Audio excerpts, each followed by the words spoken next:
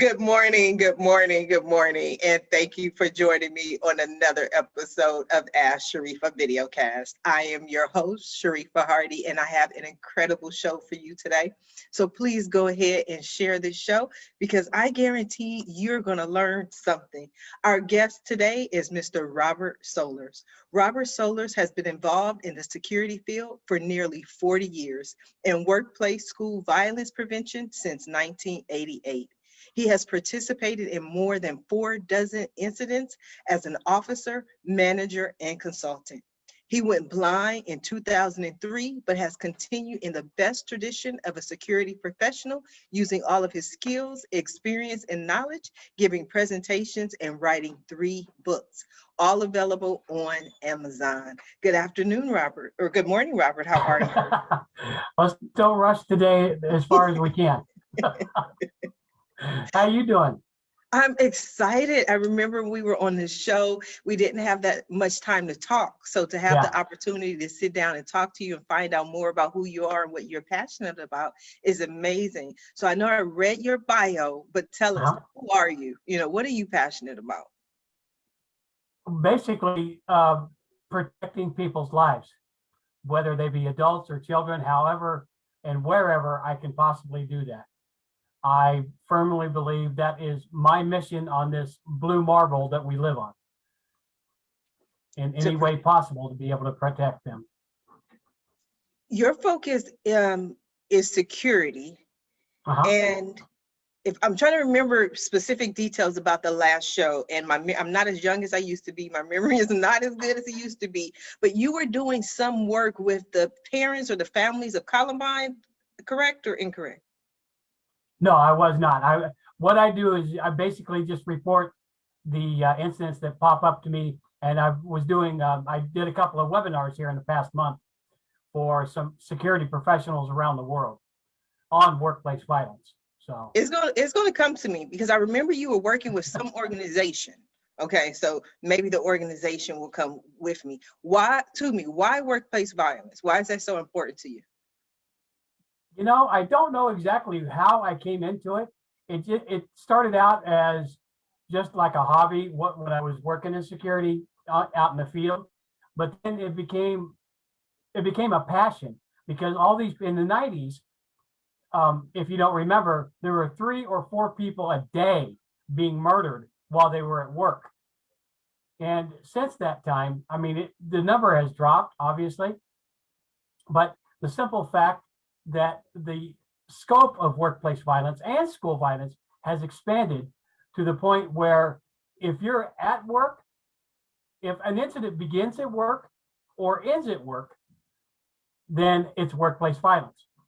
In other words, it can happen at your house if necessary. And with everybody working remotely, that is definitely another aspect that workplace violence can occur unless you have secured your home with the basic security equipment that you would need to protect yourself. And the same thing goes for school kids when they have to attend school at home, which fortunately most kids are going back to school at this point. Now, you mentioned 3 or 4 workplace incidents a day. I had no idea. I always thought it was the rare incidents. I do remember a lot of post office shootings, but I had no idea that it was 3 or 4 a day. I wouldn't have even thought it was that many per week. Well, back in the 90s, it was. At this point, in a study by the University of South Florida, there are 15 million incidents a year of workplace violence and workplace and school violence. But one thing that most people don't understand about that number is if somebody comes in and starts yelling and screaming at you at the customer service counter, that's an assault. If somebody threatens you, that's an assault. If they intimidate you while you're at work or school, that's an assault. So those numbers are all written into there too, because you never know how those things are going to turn out. If somebody comes and starts yelling and screaming at you and pounding the desk because they're upset with one of your products or whatever, if you're a clerk, or throwing an iced Diet Coke into your face at the fast food counter, that is an assault and needs to be counted as such. That's why I've recorded roughly 22 incidents in March already. And with going back to work and being hired and people being hired and businesses opening back up, it's only going to get worse as we go because people are frustrated because of lockdown and all these other things. Now, you mentioned two things. I just want to make sure that I'm clear, is that the numbers from the 90s have obviously gone down, but then you mentioned there have been 22 shootings in March of 2021 alone. No, it hasn't been 22 shootings. It's been 22 assaults. Okay, assaults. Whether they be, and the media normally does not handle the incidents of somebody throwing hot French fries into a clerk's face, or an argument inside of a Circle K gas station, or something like that. Normally, the media only reports those incidents, like at King's Superstores in Boulder earlier this week, at Roundy's Warehouse, which is another grocery distribution chain in Wisconsin, last week. And there was an incident here on Sunday, I believe it was. A man from Arizona stopped a convoy of National Guardsmen carrying the coronavirus vaccine, and he held them up. For whatever reason, I still haven't heard. But that's a workplace violence incident as well, because they were unarmed, but he was armed. And all they were doing was trying to deliver vaccines? Yeah, that's it. He thought, the story that has come out that I've heard is that he thought they had kidnapped a woman and a child. Wow. This reminds me of that whole series with the hot dogs and the kids, and how the guy went across the country to handle that one, and because he thought all these kids were being held hostage and abused in the Pizzagate is what they called it. And it's like, wow, the things and the extent that people would go. Yep. I mean, go ahead. I'm sorry. No, I'm just like, how do you deal with all of this? How do you hear all of these stories and incidents and assaults and not literally just snap? I'm a news junkie. I listen to 2 or 3 stations on the TV. I listen to the radio, obviously the news feeds I get on Twitter, Facebook, and my email and things like that. So I hear a lot of different incidents that occur out there. And then it's up to me. And see, I don't record and put down workplace violence incidents if there's another crime involved with it. Okay. This morning, there was an incident in Mesa, Arizona, where a man tried to steal some power tools. He threatened a security officer with a knife and then took off out the door, leaving everything behind. The cops followed him. He got stuck on a dirt road and they had a shootout. He died. Oh, Would wow. I count him as one of the deaths of workplace violence? No, because that's not what I do, because there was another crime involved with it. And keep in mind too, that 79 to 85% of all workplace violence happens due to another crime. Think about all the gas station robberies where the clerk gets shot, but they're robbing the store, and I don't count those as what I do with workplace violence.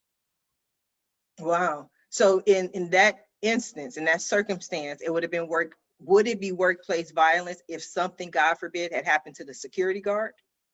Oh, absolutely. Yeah, it probably would have been, because somebody got injured while they were trying to do their job. Right. And it was just like at King Superstores in Boulder earlier this week. Okay, one of the employees shot and killed was trying to lock the front doors to keep this guy out because she heard shots in the parking lot. But he shot her before she could lock the doors. So. You said that you were a news junkie. Yes, how did ma'am. you go from just like hearing these stories to I want to write about it? Has this always been your life? Actually, it became more of my life since I went blind, because I had more time to be able to pay attention to the news. But I always paid attention. Before I went blind, I was reading as many as 3-4 newspapers a day, 5-6 magazines a month at least, Time, Newsweek, professional magazines, and those things. So, I fairly well kept up on all that stuff. Even some of the weirder incidents that happened. There was a FedEx employee 25 years ago who was taking a FedEx flight, which they were offered for free, but he attacked the flight crew with a hammer on board while they were 30,000 feet in the air. Wow. And, you know, there's the guy that was at I think it was Northrop Grumman in San Diego. This has been 1992. He buried his 6-year-old son from leukemia, I believe it was, and then he got fired. In the termination meeting, he brought a firearm to the meeting, killed the HR manager, killed the union steward, and then killed himself. There's all kinds of incidents, and there's all kinds of triggers for these people doing these things. But the one aspect that nobody seems to recognize is the 25 warning signs that these people can go off and do something. Yes. It's the easiest and least inexpensive item that companies and schools can do to prevent these things. But everybody's interested in wanting to spend, you know, millions of dollars in doing this and that instead of using their head and watching these people who may be an issue. I know exactly what you're talking about. I had a workplace violent incident, and it confirmed that I knew what I knew. It was one of my first jobs out of high school. I was roughly 18 years old, working for TWA, working for Trans World Airlines. And it was this older gentleman who was in the class, and our class was maybe 2 months long.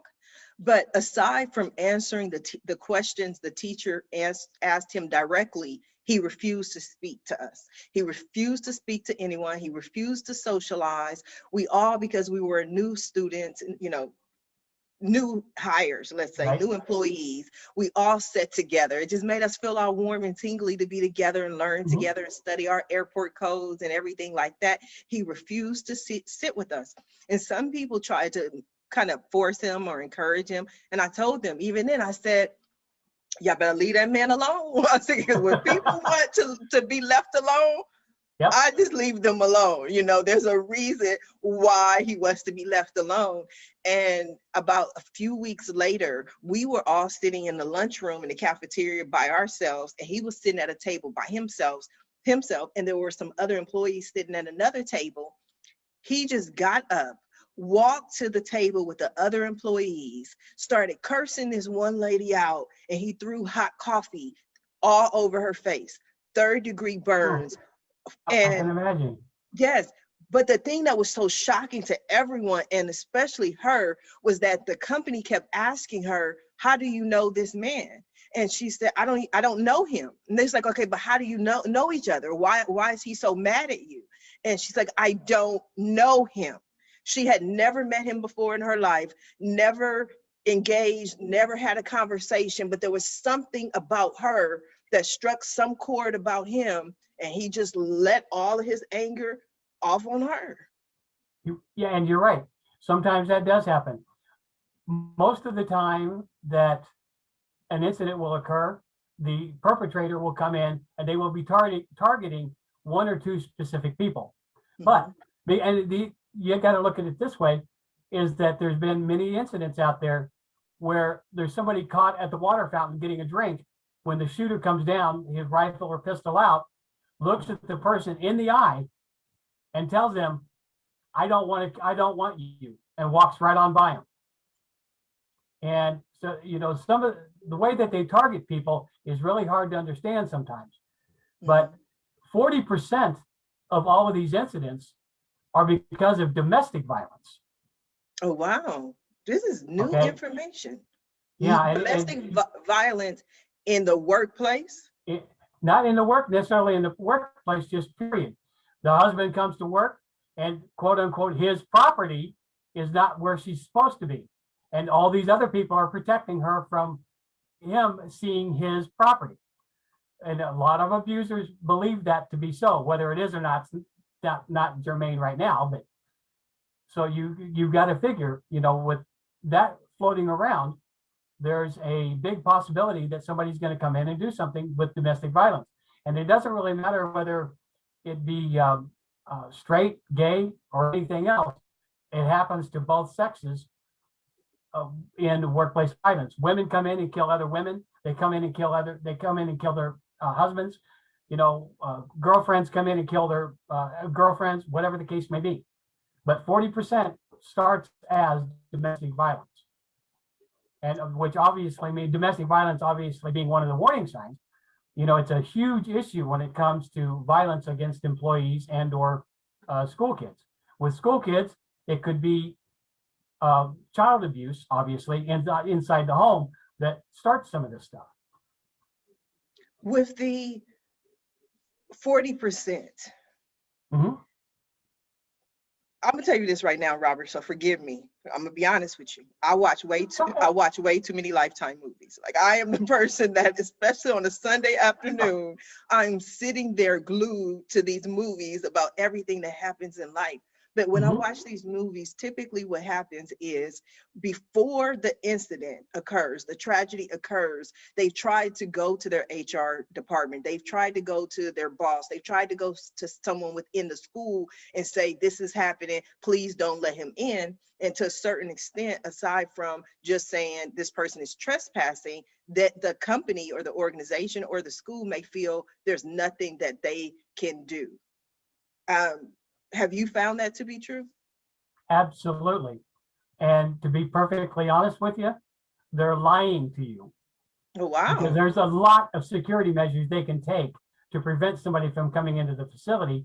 They just don't want to do it because it inconveniences everybody else. And businesses like happy employees when they can have them.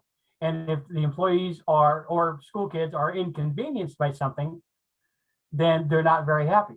One of the blog posts I wrote a couple of years ago is, we need to be protected unless it's inconvenient. And I seen that a lot right after 9/11, when I was working still out in the field back in the Kansas City area. We had all of these companies calling us. We could have billed 8,000 hours a week in a company that normally billed only about 3,000 or 4,000. But everybody would have been working 16, 18 hours a day, 7 days a week without a break. We did take on added coverage with some of these companies, but within 6 months, it became inconvenient because the employees were tired of it and the companies got rid of the extra coverage. And then if something happened, then obviously the employees started to grouse about it again. But that wasn't, that's not our fault as a security company to do that kind of thing. So back to my original question. How do you remain sane? How do you not allow all these stories to affect you personally and emotionally?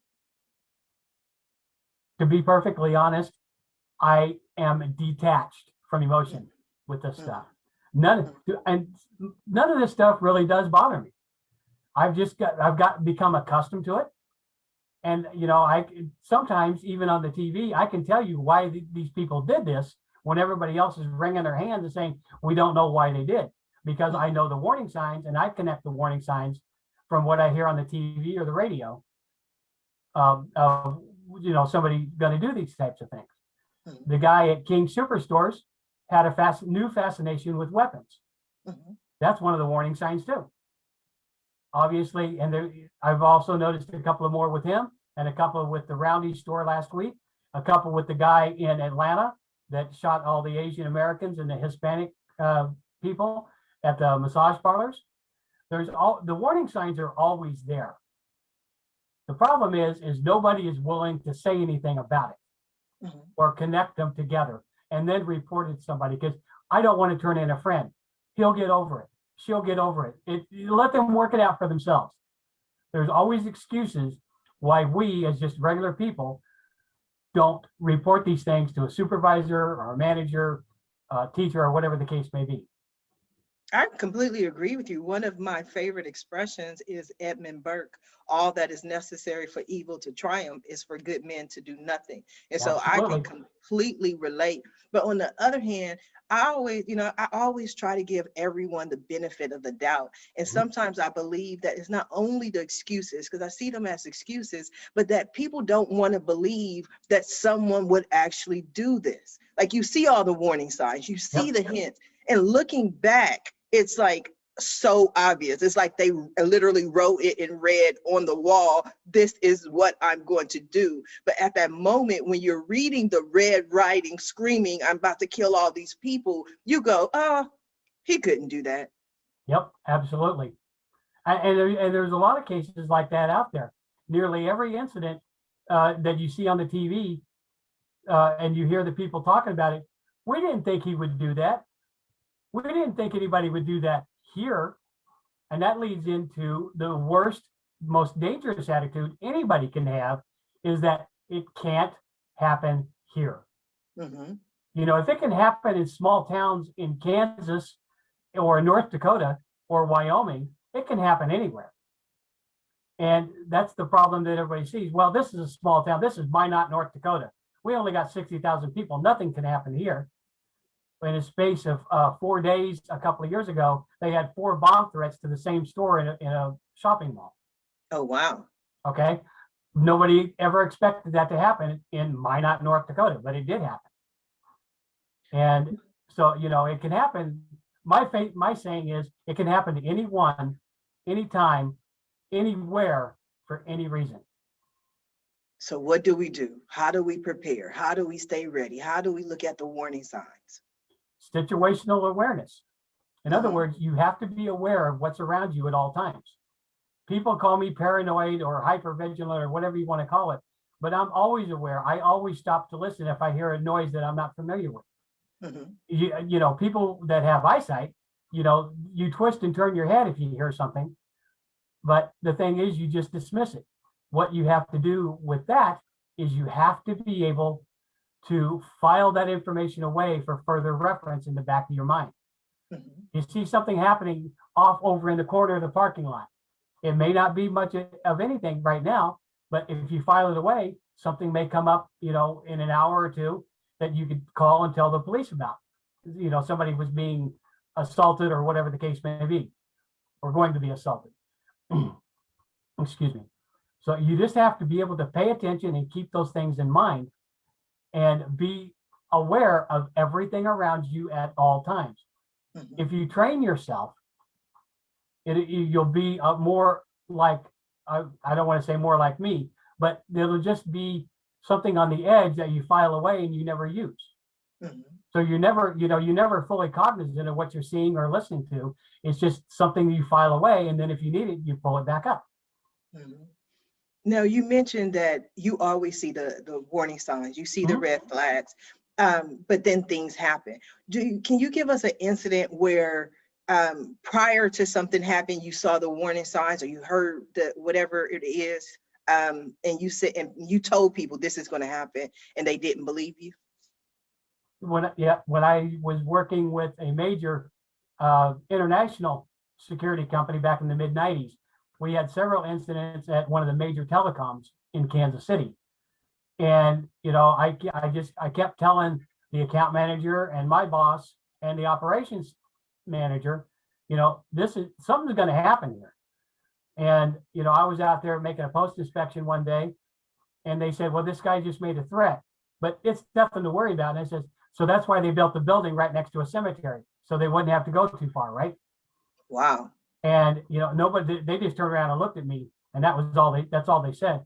Well, the next day he came in and started beating on somebody. He didn't shoot him, fortunately, but he had a pistol in his car when he came to work the next day, but he just started beating up on somebody. That's the last time I worked at that account, by the way. They pulled me off of there because apparently they didn't like the way that I was blunt and forthcoming with some of the stuff that they didn't want to see. I knew you were going to say that. I knew you were going to say that whole they didn't like the way you delivered the message. Yep. You tried to give them a warning and let them know this is what is about to happen. My dad always says, forewarned is forearmed. That's like one of his favorite expressions. And you're telling them what's going to happen, and they wind up letting you go because they don't like the way you delivered the information. Right. And a lot of people don't like to be talked to in blunt, succinct terms. And that's the way I deliver everything. I've been that way for a long, long time. And it does ruffle feathers on some people, especially if they're not used to being talked to like that. Yeah. But I don't defer to anybody when it comes to the violence that I perceive may be coming their way. Wow, I'm the same way. I remember my ex-husband, which is one of the reasons he is my ex-husband, but he would always say, it's not your message, Sharifah, it's your delivery. And I'm like, yeah, but did you get the message? You know what I mean? Like, that's the most important thing. But I'm a very direct, very blunt person. I mean, and then I also have to think about it, these are very serious issues that you're dealing with. This is not just, exactly, you have to get to the point and make something happen. So I really like that. Robert, let's talk about your books. What made you, first of all, become an author, decide to start writing yourself? Well, I wanted to write. I've been a writer since I was in high school, and I won't tell you how many decades that's been. But I started writing articles about 35 years ago. Okay. And getting them published. And I always wanted to write a book, but I never had the time to sit down and go through and read the, write it, read it, revise, all that stuff. And then I decided after I went blind that I needed to put this stuff out there and get my name out there to, to help protect people. So I sat down, I think it was in 2013, I started writing One is Too Many, How to Recognize and Prevent Workplace Violence. And I've self-published it in 2014. And the same thing in 2018. I was just getting ready to sit down and start writing a second edition of Workplace Violence, but Parkland happened. And so I decided, I'm going to switch this and I can have this done really quickly, but with the same quality. So I sat down and wrote that one. And then, the Workplace Violence was something that basically my passion with it. I had it, that one got published last year. Okay, so I think that's where my memory went wrong. So it wasn't Columbine, it was Parkland. Because I remember you, I was like, I know my memory, I wasn't that off. I remember you. So, but it was Parkland, and you were doing something with the families or with the organization, or you had, it was, okay, what are you doing with Parkland? Let me just ask that question. Not a thing. Not a thing. I haven't had contact with anybody except a couple of the Pollocks. We follow each other on Twitter and all that stuff and make comments with each other and that kind of stuff. I think it's Andrew Pollock, and I can't remember who the father is or the son, which their first names are, but they usually have some pretty good poignant political comments. Right. So your second book is on Parkland. No, actually, no, it's just on basic school violence in and of itself.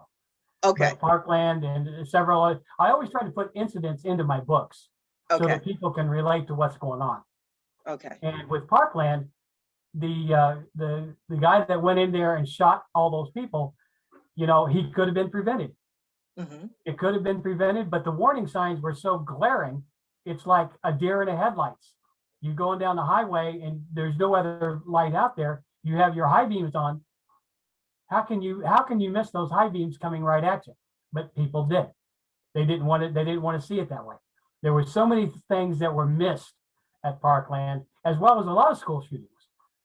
And the one that got me started with this back in 1988 was Nathan Ferris at Mid Buchanan High School, just south of my hometown in Fawcett, Missouri.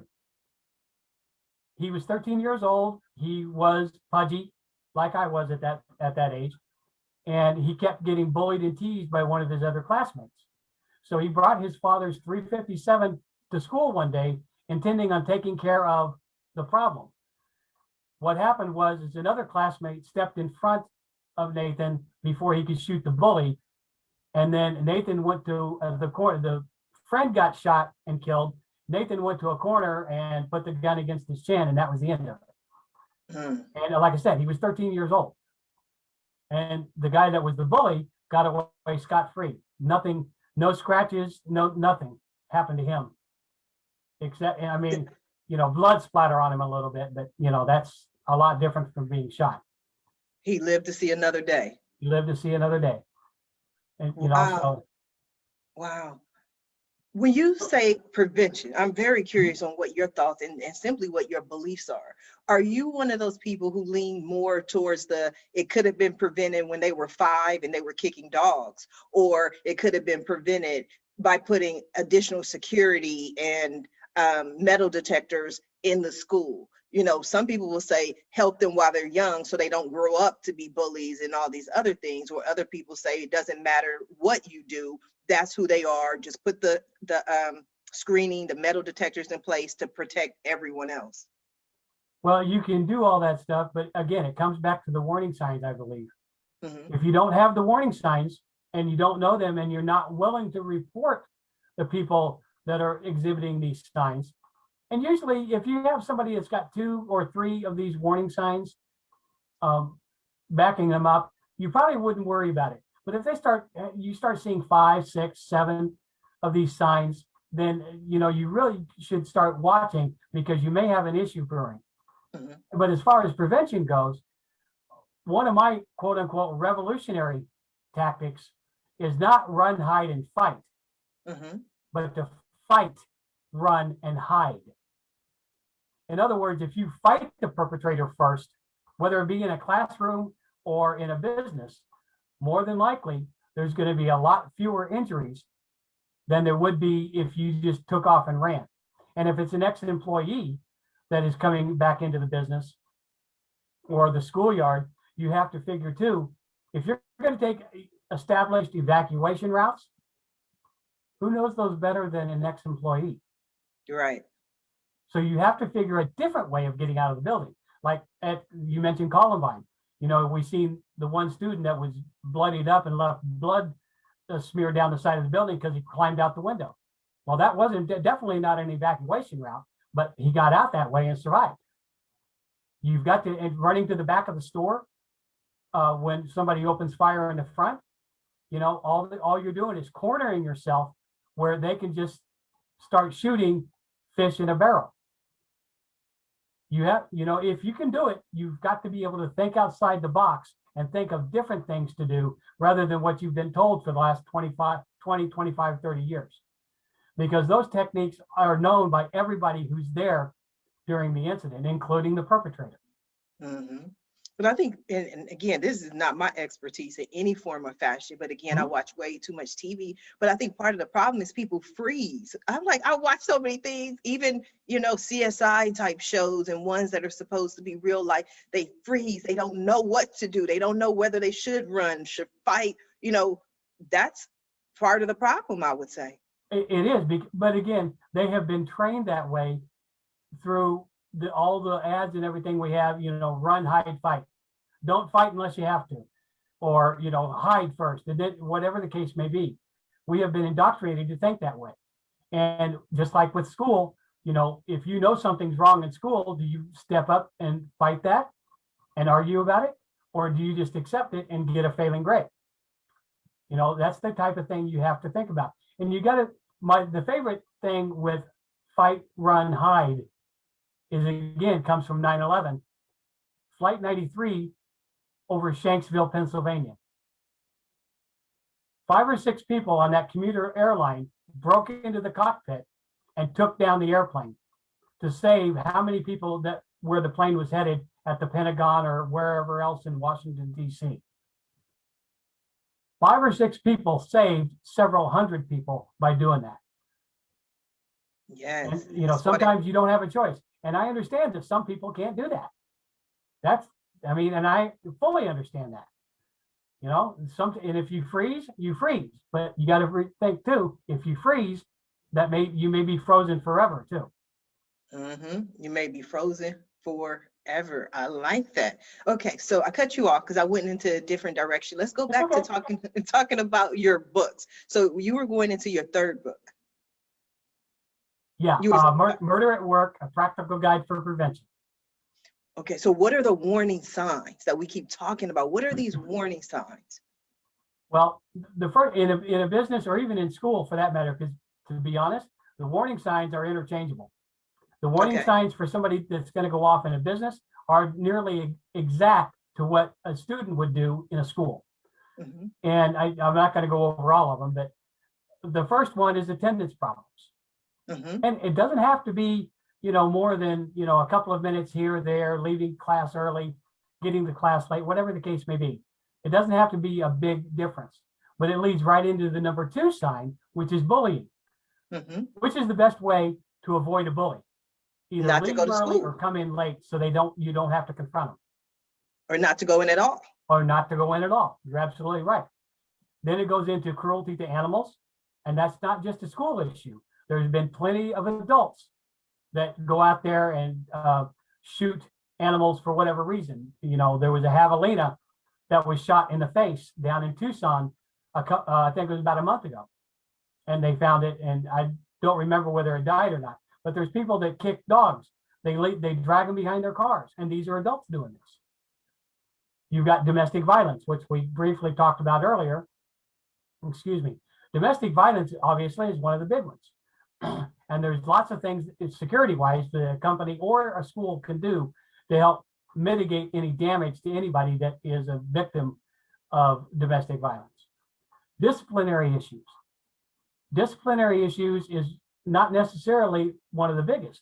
If you've got somebody who just, they don't pick up paper after class, they don't clean up their desk, when you have elementary school and everybody's in the same desk all the time, those are minor things.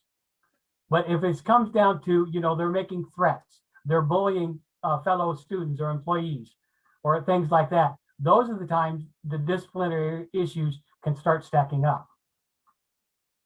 You've got the drug and alcohol abuse, which anymore is dropping down into the middle school, 8th, 7th, and 8th grades and going up from there.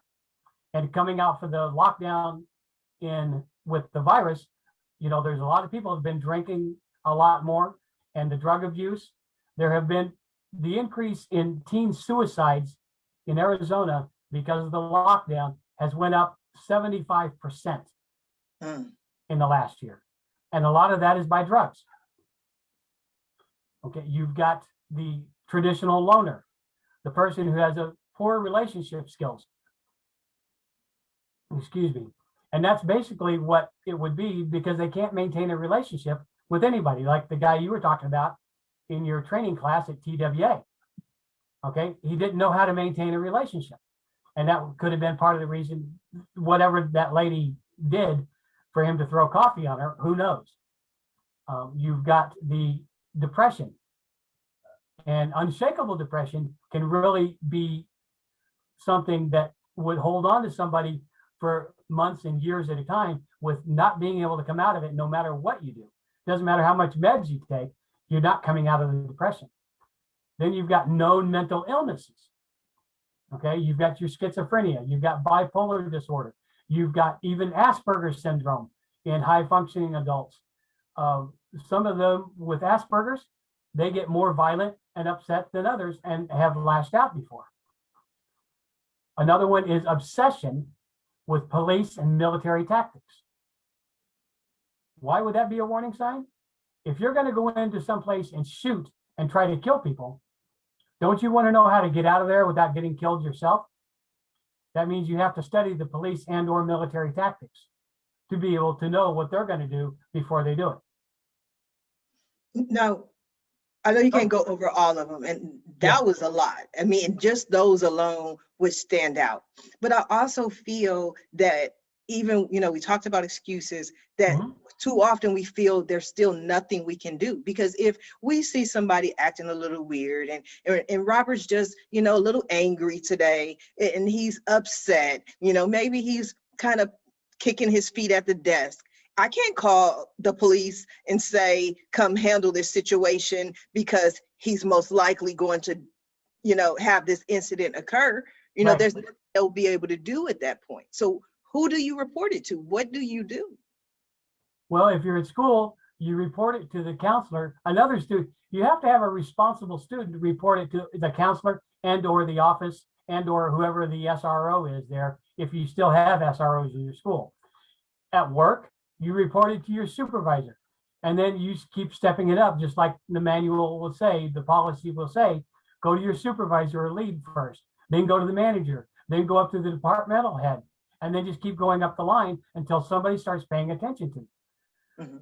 It's just a matter that you've got, everything in the webinar that I've presented, it's a matter, and I learned this 35 years ago or better, documentation.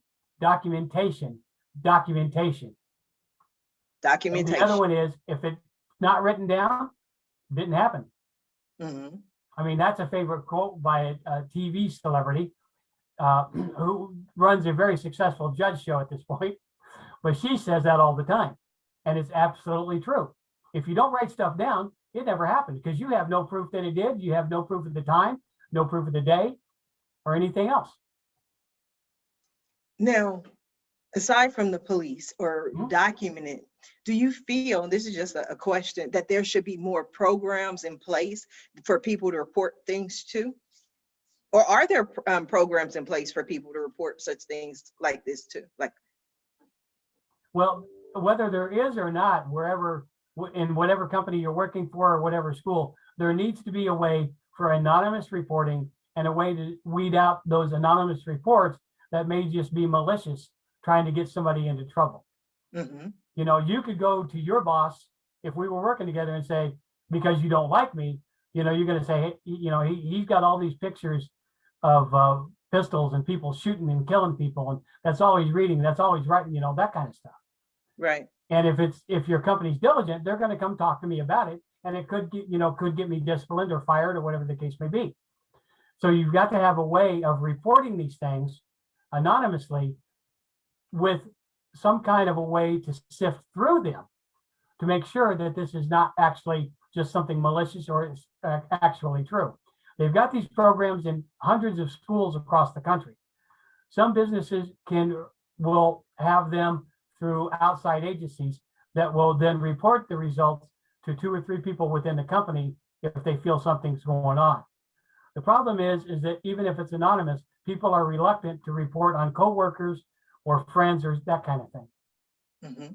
But it's just we're going to go a different direction for a moment, Robert, because this is very interesting to me, because we talked about 9/11, and one of the things that we still talk about as far as 9/11 to this day is the TSA.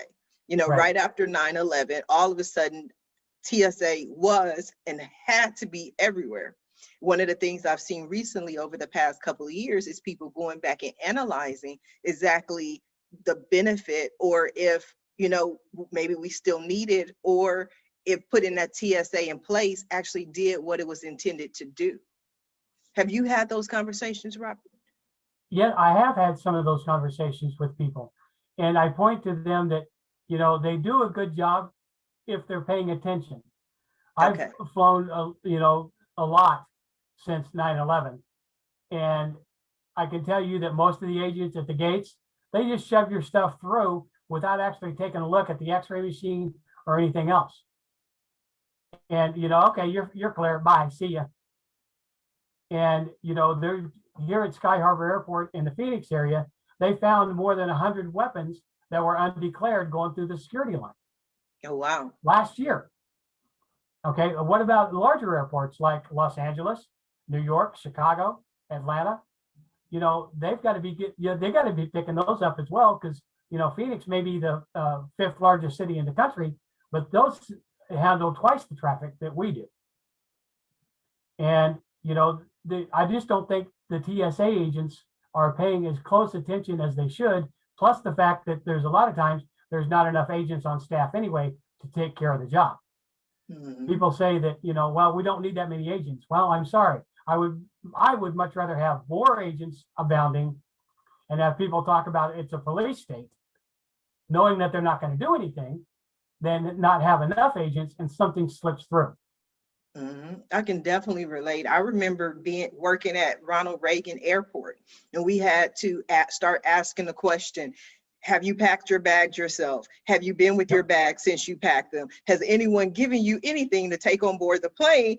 And what was so horrible about that to me as an employee, and I'll say this, is that so many people found that question, or even being asked that question, funny.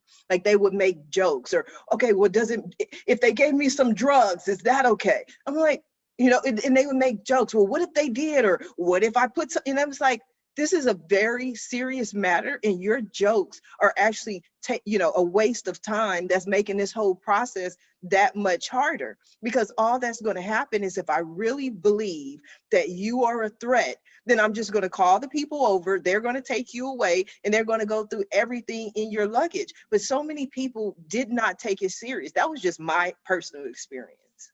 Well, I don't think it's just yours in that respect. We have a very, very short memory in this country. Mm-hmm. Very short. Like I was saying earlier, with the security company I was working for after 9/11, you know, after 6 months, everybody started complaining, well, security's too tight. They're not letting us move. We can't do our, you know, all that stuff. So everything got relaxed and doors were left open again. Because everybody just forgot, oh, it's never going to happen here. Right. And being realistic, it can happen anywhere for whatever reason. Right.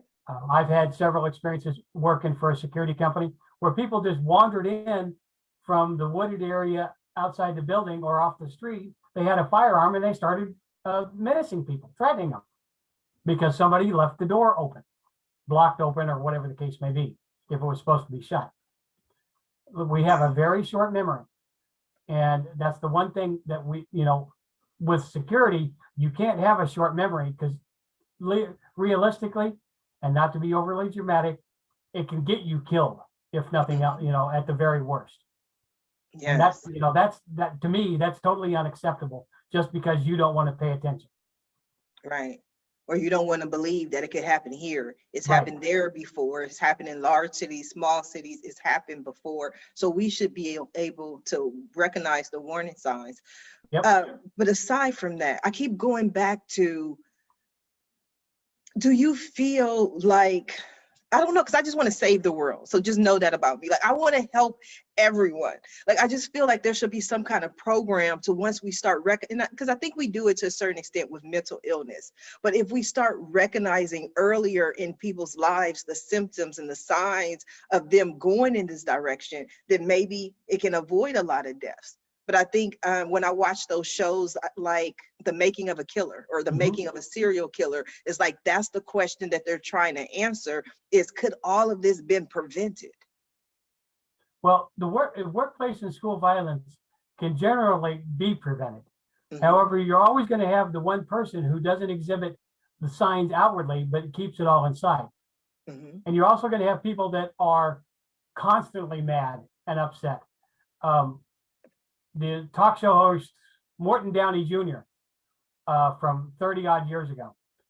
If you remember him, you'll know he was always upset at something, always yelling and screaming, even faked his own attack by neo-Nazis so that people would feel, sympathetic and do this.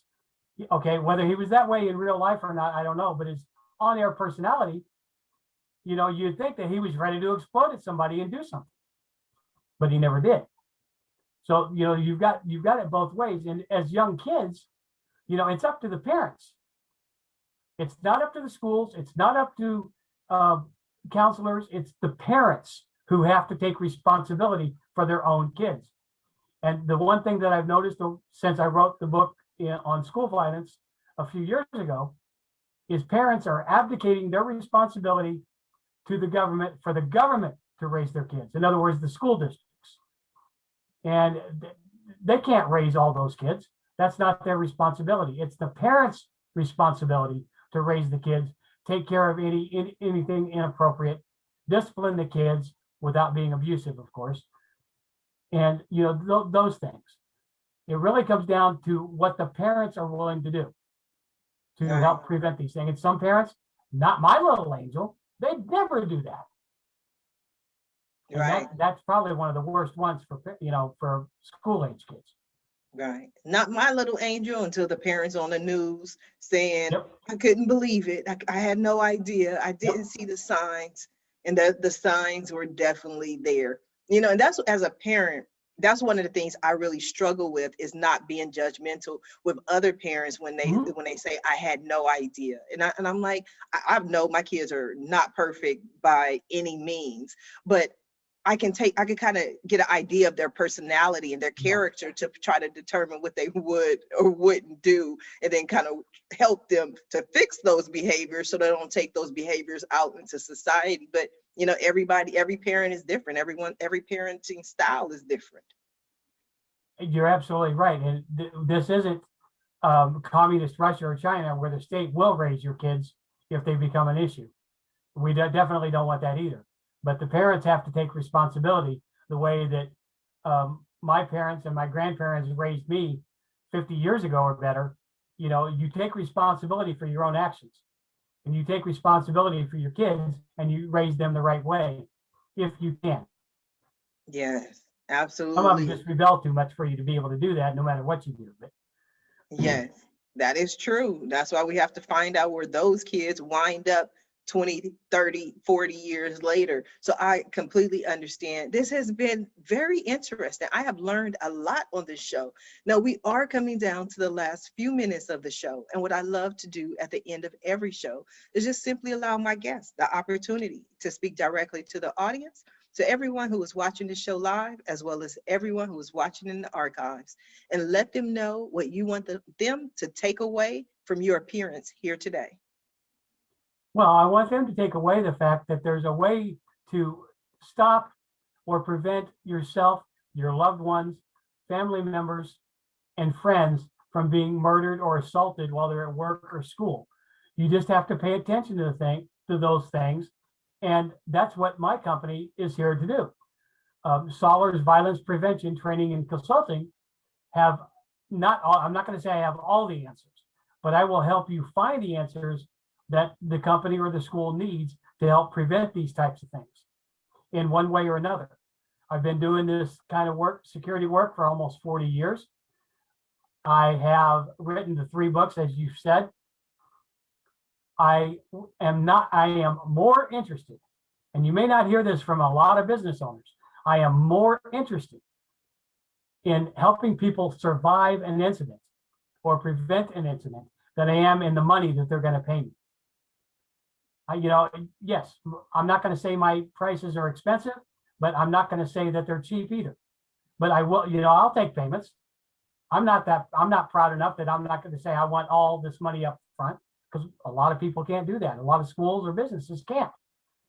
But I guarantee you, I will give you my best efforts, showing you all the places that you're vulnerable, and show you and tell you the ways that you can secure those ideas that I give to you to help protect the little kids all the way up through, and those that are actually already working through the age of 65, 70 and higher. All you got to do is go to my website. You'll see who I am with all the media appearances I've made over the past 5, 6 years. You'll find out the pricing structure, what I can do for you, and be able to contact me via email, Twitter, and my Facebook page. And that address is obviously www.sollarsviolenceprevention.com. Yes, go to sollarsviolenceprevention.com. Sollarsviolenceprevention.com. This has been so educational. I want to thank you for being today's guest on Ask Sharifah Videocast. And I especially want to thank everyone who tuned in to watch this show live, as well as everyone who is watching it in the archives. We definitely appreciate your support. We appreciate you for tuning in and for sharing the show. But I always ask, please don't just watch the show. Please don't just share the show. Support our guests. Visit our guest. Visit his website. You might have questions on how you can protect your people at school or at your business, and we can definitely answer them for you. Now, if you want more information on more ways that I can help your business, or maybe you want to be a guest on Ask Sharifah Videocast, please visit my website at AskSharifah.com. Until next time, everyone, have a safe and a blessed day. Bye now.